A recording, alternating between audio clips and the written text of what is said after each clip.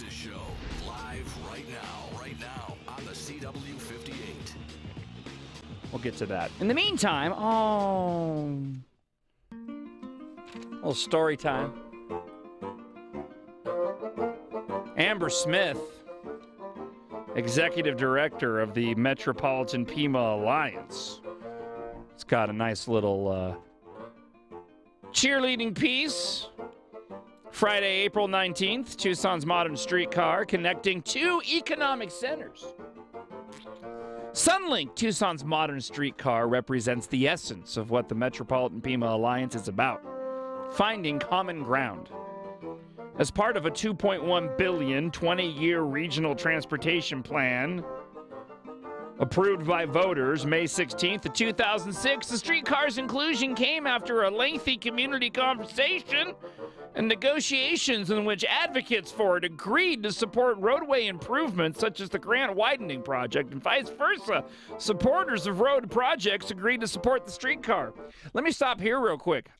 Did they put in that 2006 voter-approved agreement that more than likely it was going to cost us 4 times more than what we anticipated? This was going to come out of the general fund, hurting our already bad budget, and we were going to continue to move forward on this project despite the economic recession and not having the money to figure out how we're going to run it.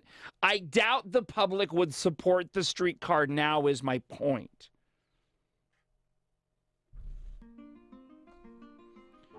Although Tucson streetcar hasn't arrived yet.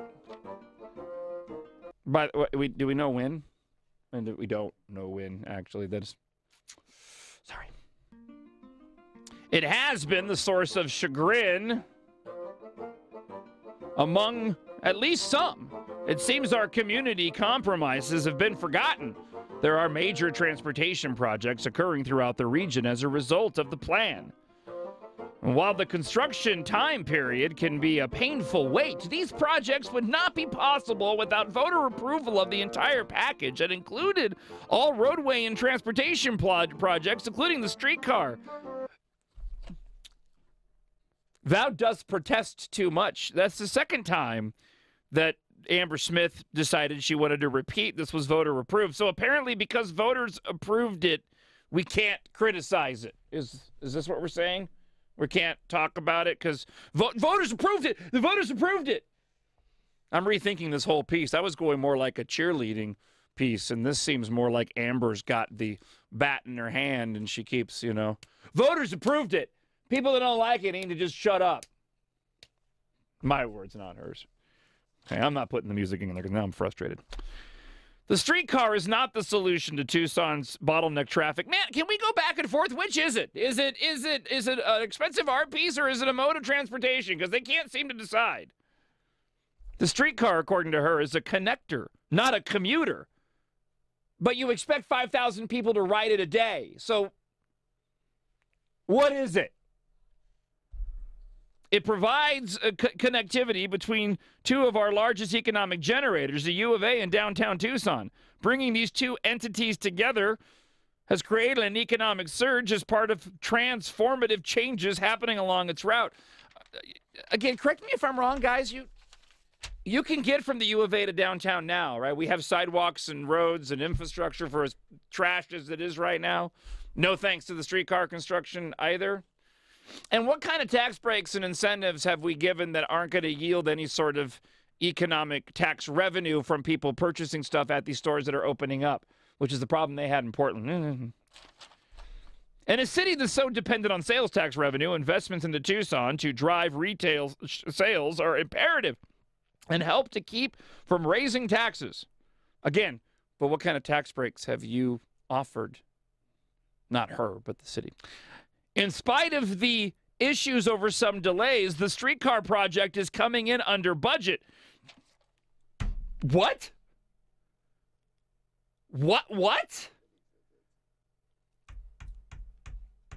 Apparently she's not counting for the 4 times more that it's going to cost to run it. We're just going to ignore that.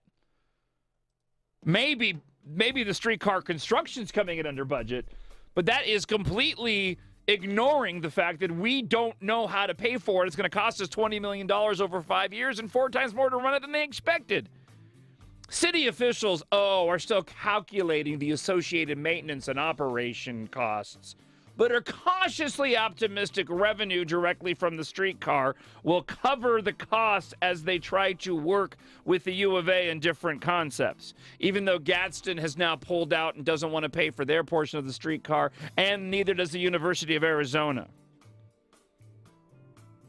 It's imperative the investment made in the Sunlink does not become diluted by excessive operation costs, as happened with the SunTram bus system, but that's already happening.